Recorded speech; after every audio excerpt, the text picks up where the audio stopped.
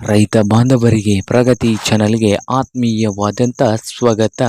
ಇಂದಿನ ಕಡಲೆಕಾಳಿನ ಬೆಲೆಯನ್ನು ನೋಡಿಕೊಂಡು ಬರೋಕ್ಕಿಂತ ಮುಂಚೆ ಇನ್ನೂ ಯಾರು ಹೊಸದಾಗಿ ನಮ್ಮ ಯೂಟ್ಯೂಬ್ ಚಾನಲ್ ನೋಡ್ತಾ ಇದ್ದರೆ ಚಾನಲನ್ನು ಈಗಲೇ ತಪ್ಪದೆ ಸಬ್ಸ್ಕ್ರೈಬ್ ಆಗಿ.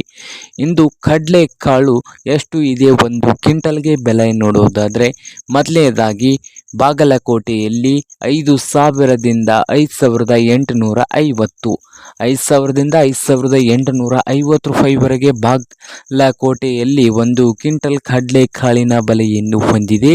ಹಾಗೆ ವಿಜಯಪುರದಲ್ಲಿ 4,900ದಿಂದ 5,800, 4,900ದಿಂದ 5,800 ರೂಪಾಯಿವರೆಗೆ ವಿಜಯಪುರದಲ್ಲಿ ಒಂದು ಕ್ವಿಂಟಲ್ ಕಡಲೆಕಾಳಿನ ಬೆಲೆಯನ್ನು ಹೊಂದಿದೆ.